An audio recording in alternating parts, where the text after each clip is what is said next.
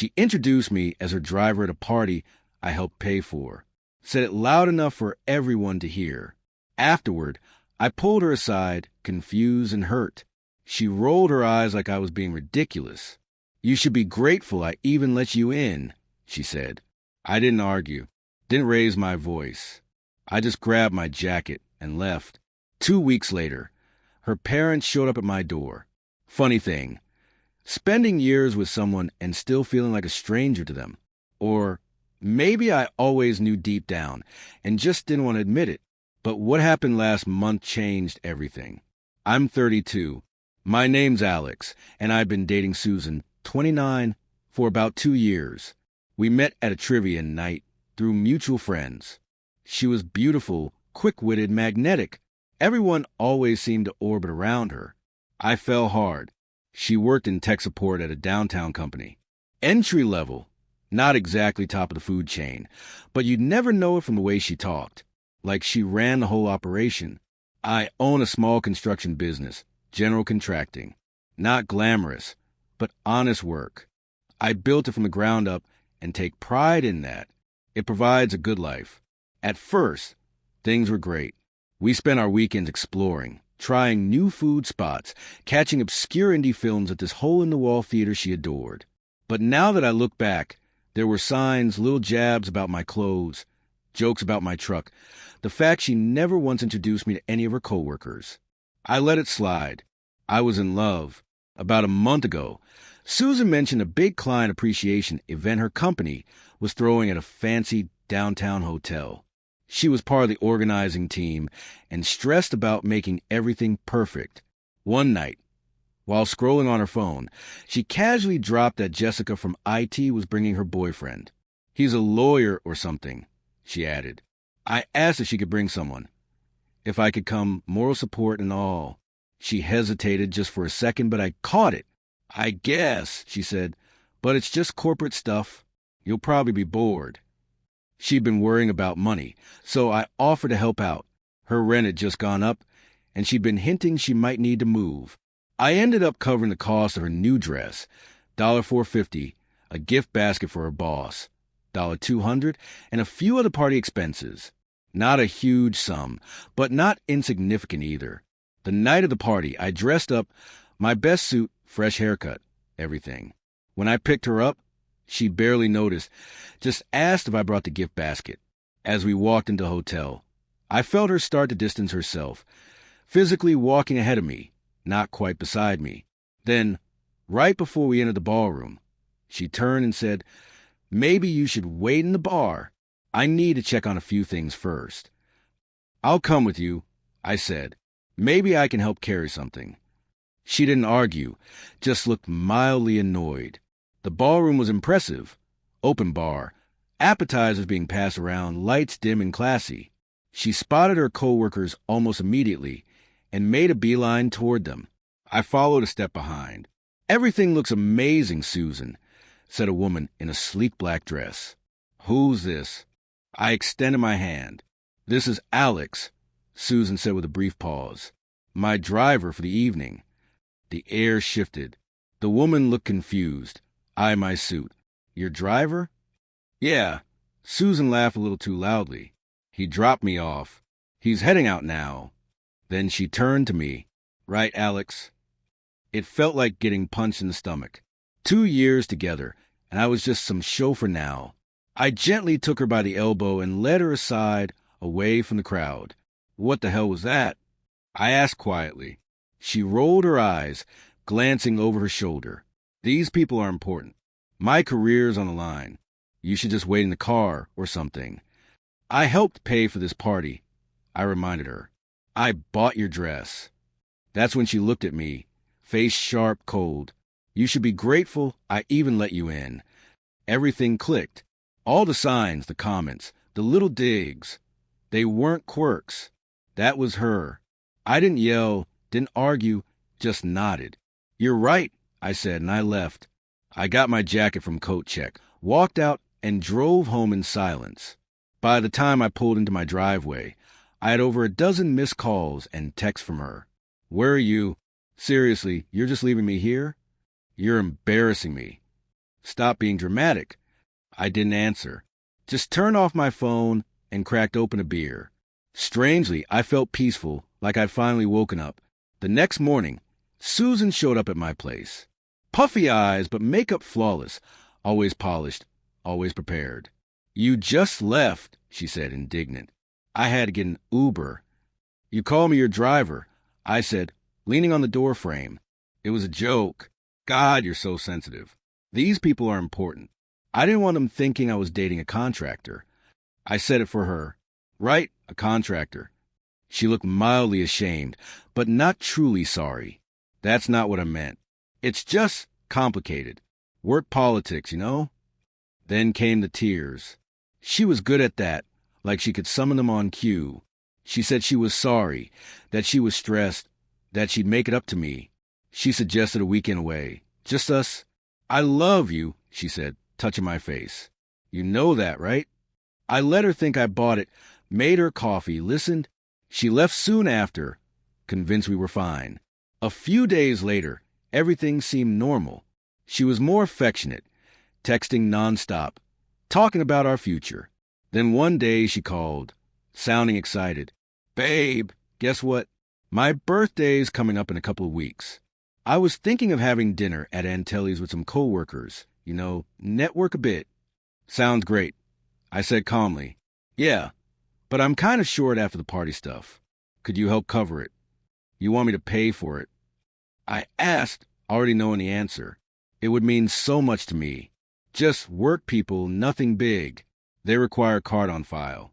It's about $1,200. I can put my card down, I said. Just let me know when you need it. You're the best, she said giddy. I'll come by tomorrow. The next day, she showed up. I handed her a credit card. Not my usual one. She didn't notice. So what time should I be there? I asked. She froze. Oh, it's just work friends. You probably wouldn't enjoy it. Got it, I said, smiling. No problem. She thanked me, kissed my cheek, and left. What she doesn't know is the card I gave her is maxed out, flagged, and under my business account's fraud monitoring. Let her explain that to Antelli's. She kissed me quickly before heading out the door. You're the best, she said. That evening, the night of her birthday dinner, I called my credit card company. I reported the card I'd given her as lost. They canceled it immediately and issued a new one. Then I put on my sharpest suit, nicer even than the one I wore to her office party, and drove to Aunt Niles. Rather than walk to the main entrance, I took a quiet seat at the bar where I had a clear view of the private dining area. A decorative screen gave me just enough cover to watch without being seen. They showed up around 7:30. Susan walked in wearing a sleek new dress, one I hadn't seen before, glowing with confidence, surrounded by her coworkers. I spotted the same woman from her company party, the one who heard her call me her driver. There was also a man I didn't recognize, tall and well-groomed, who kept placing his hand gently on the small of Susan's back. She didn't pull away. In fact, she leaned into him. I ordered a scotch and watched. They were laughing, snapping photos, clinking glasses. She was completely in her element. Confident, charismatic, radiant. Nothing like the Susan I knew. The one who griped about long hours and terrible coworkers. The one who constantly reminded me she was just an IT support. At 9:45, right on cue, the server brought the check. I watched as Susan proudly handed over my credit card, beaming as she dismissed the offers to help pay. It's my birthday, I imagine her saying. This one's on me. The waiter took the card and disappeared. I waited. Minutes passed. Then he returned, leaning down to speak discreetly to her. I saw her expression shift. Confidence dissolving into confusion, then panic. She checked her phone, probably her banking app, and quickly started typing. My phone buzzed in my pocket. Alex, something's wrong with your card. It's declining. Call me. I didn't answer. Another message came. This is serious. I look like an idiot in front of everyone. The bill is over $1,200. Still, I said nothing. I just sipped my drink and waited. 5 more frantic texts. Then finally I replied, "Look behind you from the bar." I saw her eyes scanning the room in confusion until they found me. The blood drained from her face. I stood up, adjusted my jacket, and walked calmly toward the private dining room. As I approached, I took an envelope from my pocket. The room quieted as I stepped in. You could hear a pin drop. Susan's eyes were wide, her face pale. A few of her colleagues recognized me. "Isn't that your driver?" someone asked. I smiled politely at the table. "Susan, actually I was her boyfriend for 2 years." I pulled out the photos I brought. Pictures of Susan and me at vacations, holidays, parties. I laid them on the table. I also happen to be the guy who bought her that dress she's wearing, the gift basket for her boss, and who got called a driver in front of her coworkers for my trouble. The silence was absolute. The man who'd been cozying up to her edged his chair a little farther away. Her boss, a stern woman at the head of the table, stared at the photos, her jaw tight. Susan hissed at me through her teeth. "Alex, can we talk about this outside?" "No need," I said calmly. "I just came to wish you a happy birthday and let you know the car was canceled yesterday. Reported lost."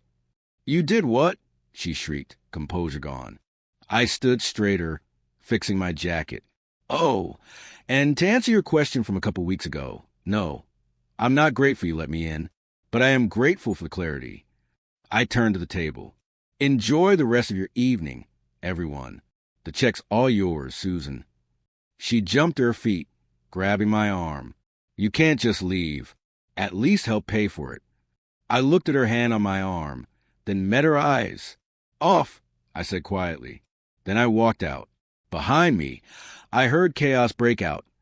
Susan yelling after me, people whispering, someone suggesting they all split the bill.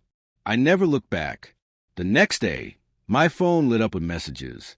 She called, texted, alternated between sobbing apologies and wild threats. I blocked her number. She showed up at my house twice. I didn't answer the door.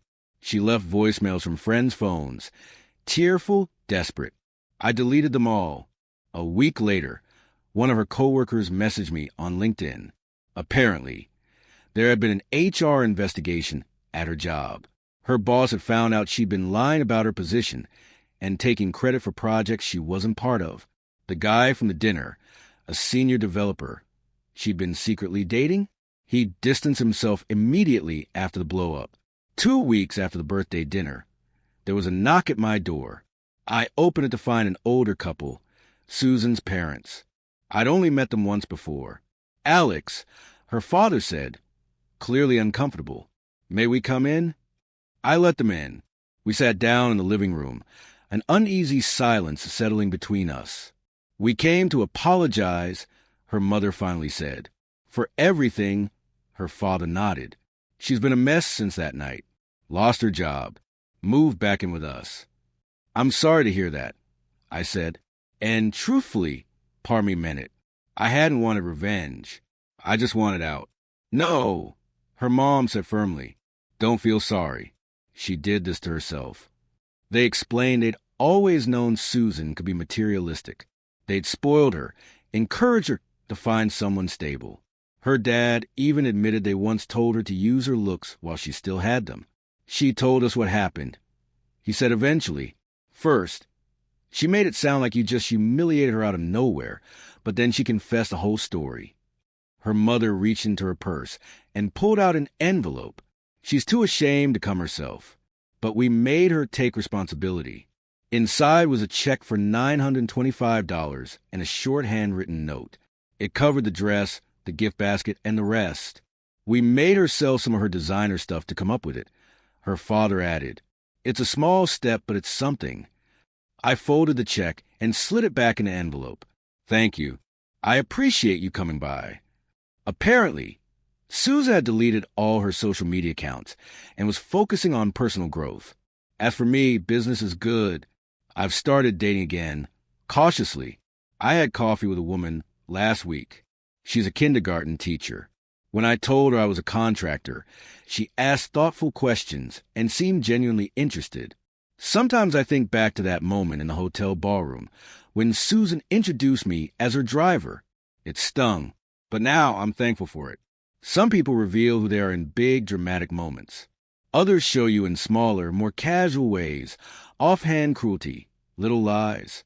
Either way, when someone shows you who they are, believe them the first time. I just wish I believed it sooner.